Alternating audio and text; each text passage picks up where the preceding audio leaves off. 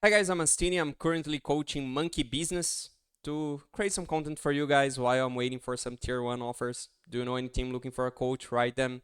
I'm here waiting to be a world champion. Well, meanwhile, I'm watching Aurora against Team Spirit. Amazing finals. I'm gonna break it down, especially to the first 10 minutes. I watched the entire finals and it's about finding pressure point. I want you to watch this video and understand three concepts. One, finding your pressure point. Two, the double catapult wave, which has a lot to do with the pressure point. And three is a bonus, defend on the dangerous wave. Okay? Let's start and watch.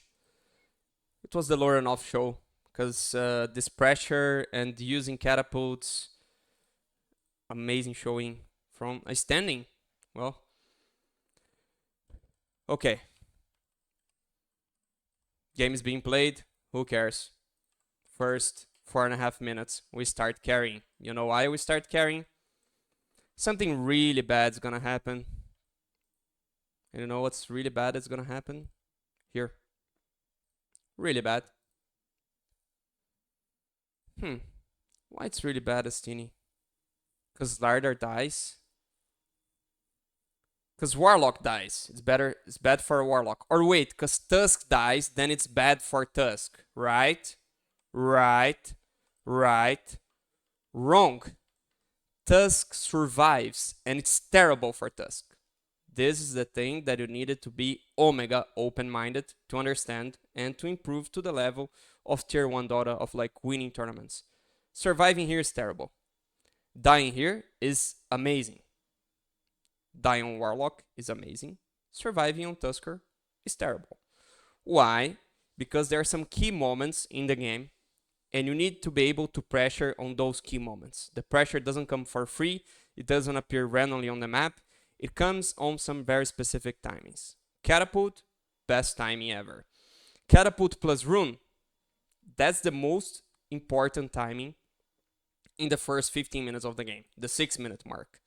And in the 6-minute mark, this hero is outside of the game. Doesn't matter. Oh, he has 2 kills, 1 assist. He's so strong. He's not strong. He cannot press a spell. He's not strong right now. This guy, 3 deaths. He's Omega strong now. Why? Has a TP. He can choose to have a pressure point. And he's full resources. Has 2 spells to be pressed. And what Spirit should be looking for? They should be understanding that the mid lane is their pressure point. Also top, to be fair. Top is also a pressure point. But Luna is a bit low. This guy being low, already kind of part of not the optimal resource saving for the most important time of the game, right? 6 minutes. But what really destroys him is Warlock coming here, while Tusk is not interacting with the game. But you can tell Willow is mirroring. Okay, fine. But SD, Omega late for the rune. And what's gonna happen is there's a hero that's level 5. There's a hero that's level 6. Pressure point. And they're doing the 50-50 on rune because this support had 3 hands to rotate. This support's late. This support is interacting here bottom. 1 more kill. Whoa! But whoever gets the 6-minute rune is gonna dictate the rhythm of the next 2 minutes, which means you are more likely to get the 8-minute rune, and so on. Basically, what is gonna happen is nothing. Nothing happens. And nothing happening, in theory, is good for Radiant because they have 2 losing lanes. Right? And it's not nothing happening. They're doing some damage here to the mid tower. This is something happening. 1/3 of HP. Here's full. Sure, we can talk about this attempt. Who cares? Full HP tower. Oh, half HP damage. Why? Because this guy, he managed to double wave. Triple wave. Whatever wave. Because all this funny stuff is actually making it even better for Radiant. Look at the wave size on catapult wave. They hold the catapult. And whoa, a lot of that. To be fair, Naga could maybe take this tower. using illusions to tank the siege, but still, amazing. Here, some damage has been done, but the Luna could have done more damage. How? I'll just point out, not yet the double catapult wave, but if I remember correctly, there was a pull here. Let's see.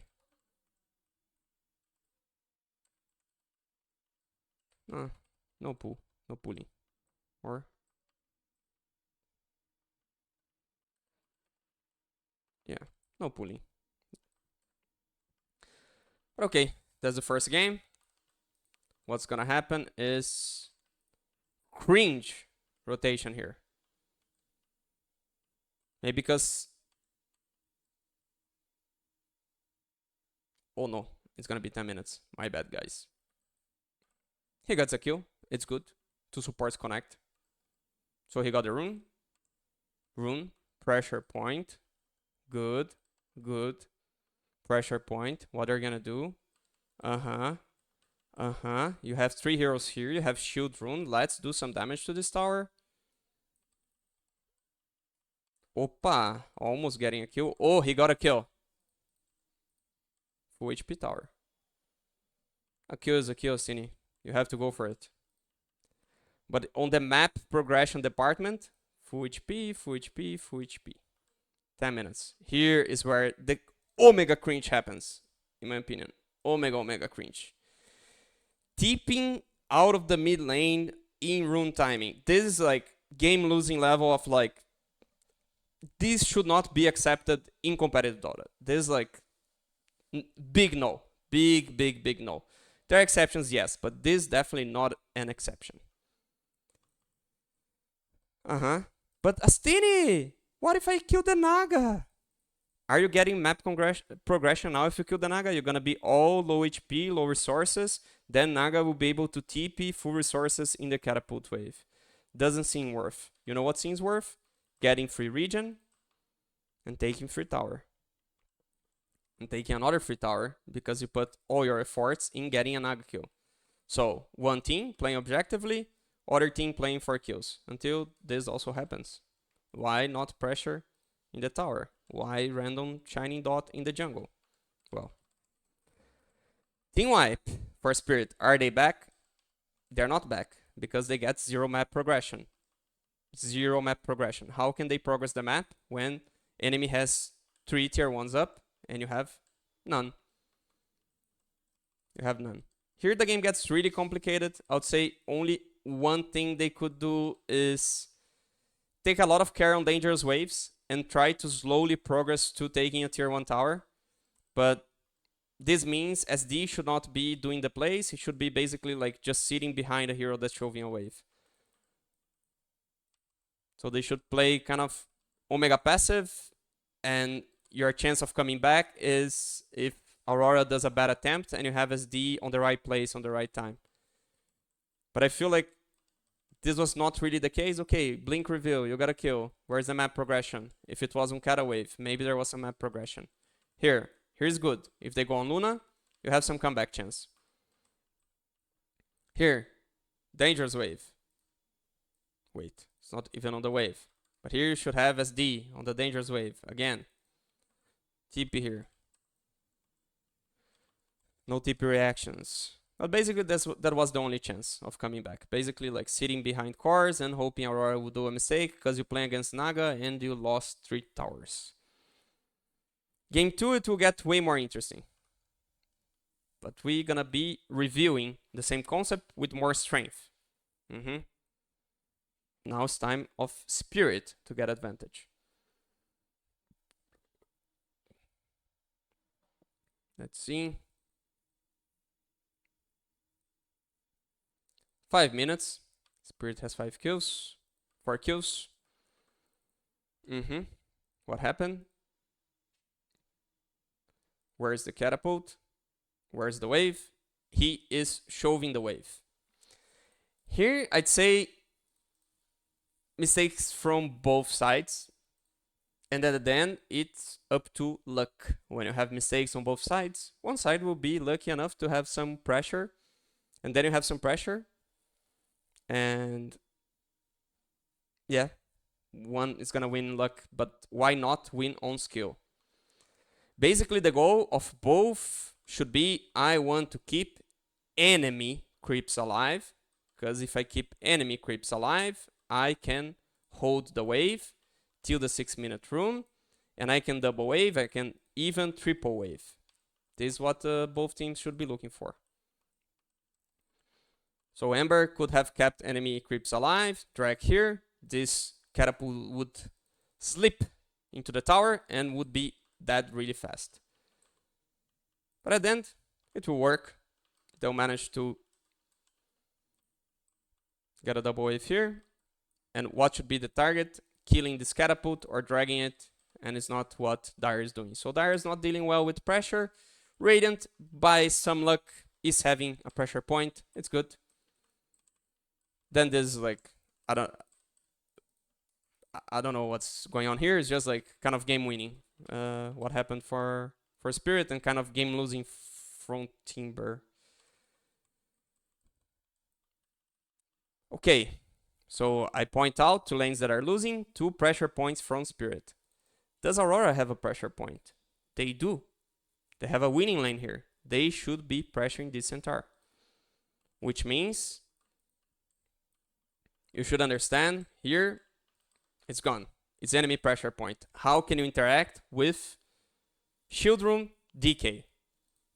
How can you interact here? You don't. You accept. You cut losses. And what is the only way to cut losses? Is it to react? No, it's to create pressure in other side of the map. So basically Centaur has no game till he has his Domi. You can delay so much this Domi. You should bring heroes to the Omni lane. You should use this catapult. You should damage this tower. You should have Jakiro speeding fire non-stop here.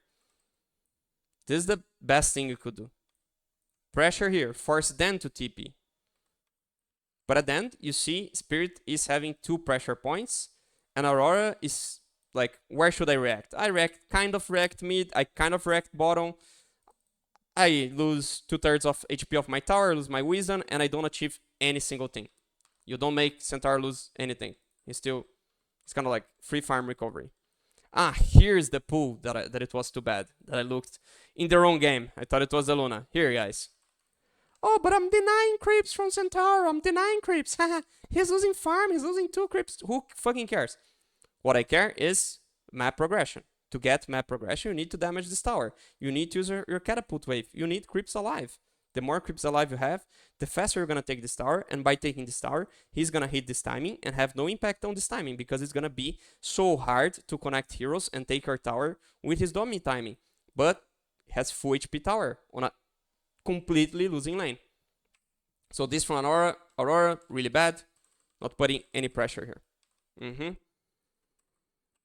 This is my pressure point evaluations, game 2. I'd say Spirit had 2 out of 2. Aurora had 0 out of 1. 2 points for Spirit here, 0 for Aurora. Well played, Spirit. You get the win. How was game 1? Game 1, Spirit, they had 2 pressure points and they achieved 0. Aurora had 1. And they achieved 1 bottom. They actually created another one mid. I don't know.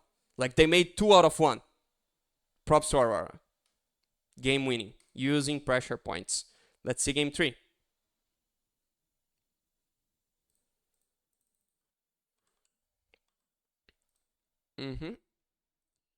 Game 3. Let's see the catapult waves. They start at 4:30 by seeing if you have an enemy wave into you. And now, if you are Mirel, or what you want to do is... sorry, I have no idea how to pronounce. Mirel, I don't know. You want your creeps to die, so you drag here, and you double catapult wave. Here's like a mess. Hard to evaluate. Say Aurora, they have 1 pressure point with a PA. It's a morph. I'll say Spirit has 1. They're fine with this trade here. You keep the creeps alive. And now you're gonna see what is the difference of winning a tournament and not winning a tournament. Why? this catapult is here if this guy had creeps alive. Because this guy, at least he understands this about the creep equilibrium, that he can delay a bit his catapult. So his catapult is going to be alive for more time. And the Viper catapult is in danger. So you had pressure point with Viper. And your pressure point is gone. Because you lost your catapult. Meanwhile here, this guy cutting waves. This catapult is dead. Nothing happening to towers. Nothing happening to towers. 0 for both teams. 0 pressure on tier 1s. 0. Pure 0. 0 out of 1 for Aurora. 0 out of 1 for Spirit. Let's see game 4. And I'm gonna show you, after I show game 4, how can you create a double wave with catapult? Is it real or is it by luck? Why do I say the DK1 was by luck? And what's up with keep enemy creeps alive? What you're saying? Like, I want a double wave. How I'm gonna keep the creeps alive? What do you mean? Are you crazy? That's why you're unemployed, Astini. It doesn't make sense that I don't kill creeps and then I have a double wave. So, pressure point on Wind, pressure point on Viper, pressure point on Cass. So 2 on Aurora, 1 on Spirit. Let's see. This guy is keeping the enemy creeps alive. I like it. Aha! I like this. This catapult will survive more than this catapult. It's good. It's good. What's happening with this catapult?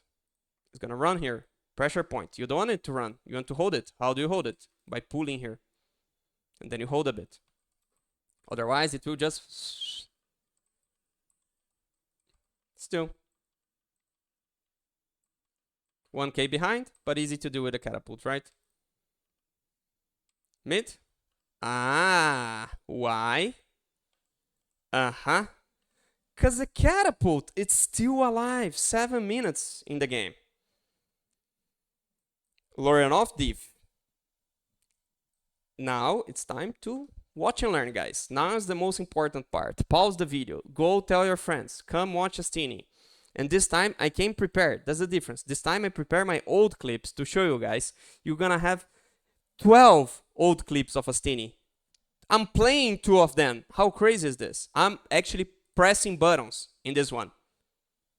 It was just to show the players what to do. What do? I want to deny my creeps. I don't want to touch creeps because it's the 430 wave. So what's gonna happen is, look at me. I'm not interacting with creeps. I just want to deny. I'm happy. Because when you're happy, what is gonna happen is I can drag the wave and hold my wave. And if I'm holding my wave for enough time, means enemy wave is running into me. And my catapult is gonna be here, safe and sound on the high ground. Even better, his catapult is on tower range. But Astini, it's damaging your tower. Sure, for 3 hits.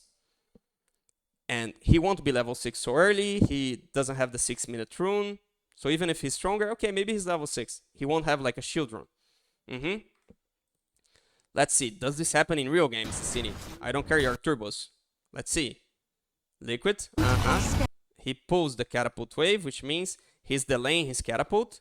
I like it. And this guy, double waves also. So what Liquid was doing to party here?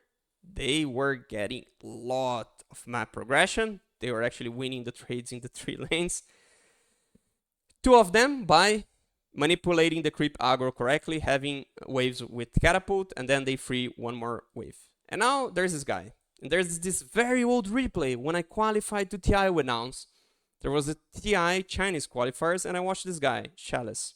I'm sorry for the video quality. It will take maybe a while to improve. I don't know.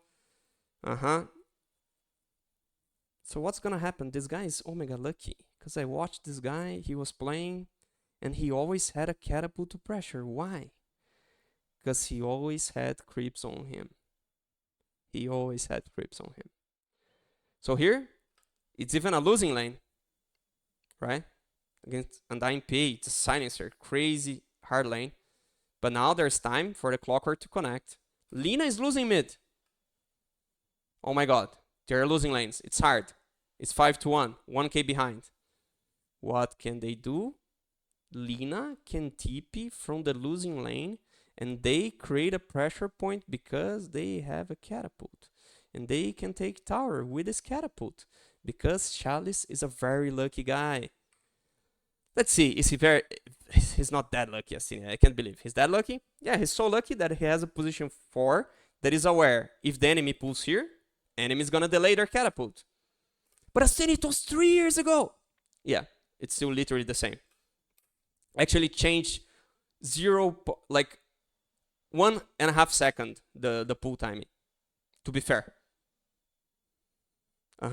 He had creeps on him. Holding the catapult wave. Lucky guy. Lucky.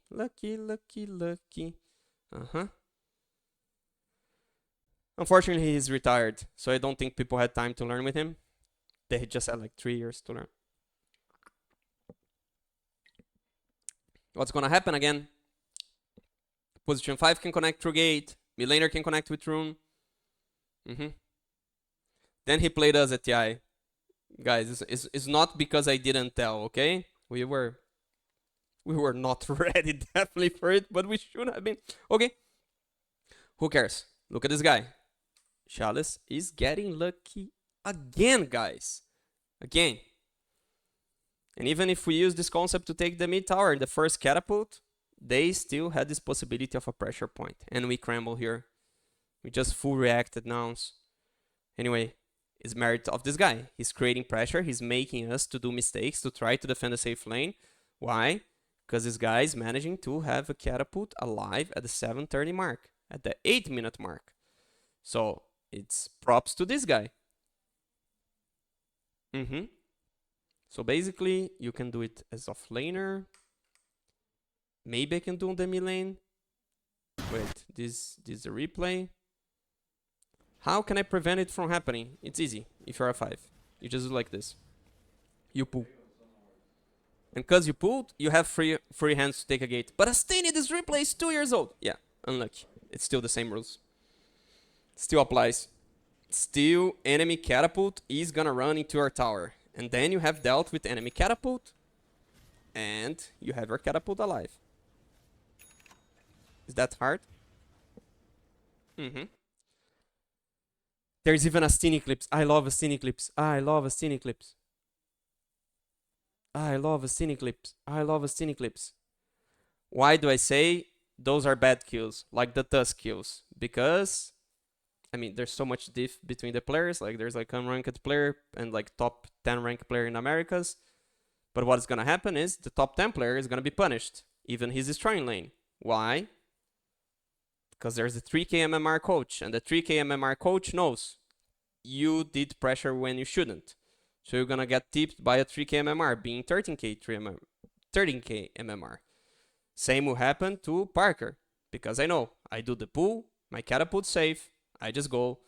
And since the guy doesn't know it, I have free hands. So basically, if you are a 5, what you should do? Hold your wave. Pull the catapult. Here's a really random clip, also from 4 years ago. And you can see how this randomness lead to a lot of tower damage. The randomness is FBZ here. He's just denying his creeps. So enemy creeps are alive. Enemy creeps are alive, which means his catapult wave will be held nearby his tower. Then there's like 2 minutes of randomness. Who cares? Some people die, some people don't. But what effectively is gonna happen is Page just dies like 5 times in a row, I don't know. But they take the tower. Mid wave. You talk about like the DK. Let's see, what can you do? You can do like Capivara. What does he do? He makes sure enemy has creeps alive. Enemy has creeps alive. He's holding his catapult wave. He's holding his catapult wave means he's able to create a pressure point. Let's watch and learn. So enemy catapult. Agreeing to tower, causing damage. Okay.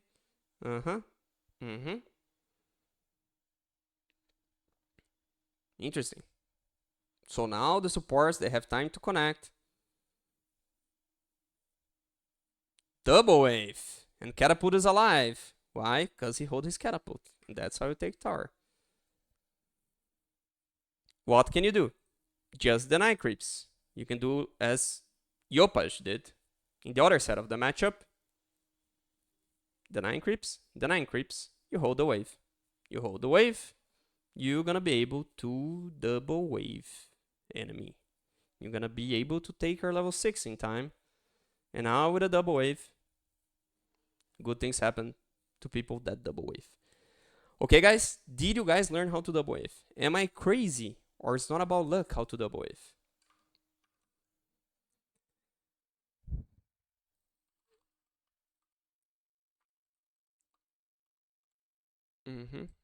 So, mid wave's taken. 8 minutes. 8 minutes it took. What should you do? You should be thinking on the 10-minute kata, 10-minute kata. I should clean up this tower because I have pressure point here. And remember the radiant macro. If you take this tower and this tower, it's harder for enemy to do Rosh. Is he gonna take the 10 out of 10? No, he has a 9 out of 10. But I don't blame him.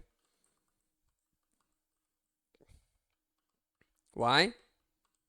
Because he gets a kill. Is it like a empty, dry kill? No, it's not a dry kill. He's coming here for the tower. Kill enemy carry.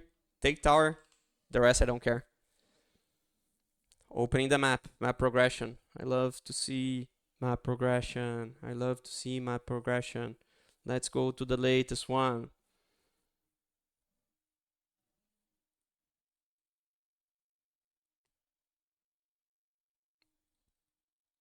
Okay, let's watch some 430. Here's Omega Hard, because you're losing 3 lanes, and when you're losing 3 lanes, it's very, very dangerous, right? So this one I don't really blame Spirit for not using any pressure point, because they don't have any. But Aurora, they did use well their pressure points, right? 1k damage. Here they didn't. They did just use 1, to be fair. Here they didn't use at all. Let's see. Here they're gonna use, I guess. Oh my god. Lorenof diff. What? Oh, this guy. Can he sign my profile, guys? Can he sign my profile? Because it's not being random, dry, pick off. It's a kill that leads to a tower with catapult wave. That's what we love, guys. We love kills with catapult waves. This is like game winning. This is like 10 out of 10 from Aurora. Game winning. 8 minutes. Take rune. Take this tower. Taking every single tier 1 tower. Amazing. Amazing, guys. Amazing work. Now the game will flow. The free kills, they come to you. You just get more out of the map. You don't even need to tell a tier 1 player like how to get more from the map when you have 3 tier 1s and when you don't. It's just like insane hard to play now. Like, only choice you have is being behind heroes that are shoving waves as the SD, which he's not really doing. And yeah, that was the only chance, which is cover on the dangerous wave. So like, he's behind the DK. Okay, now he's doing good.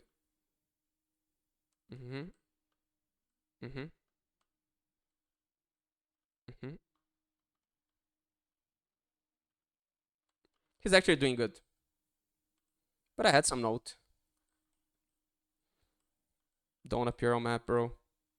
When you appear on map, it's dangerous for everyone, including you. Yes, it's dangerous, bro. It's dangerous. Okay, go behind the hero. Okay, it's actually not that bad on the SD, to be fair. I think the DK should just have waited, right? But you see, while he was standing behind the DK, at least the game was okay-ish for them. The moment you leave your core that is dealing with the dangerous wave, the hard things happen. Yeah.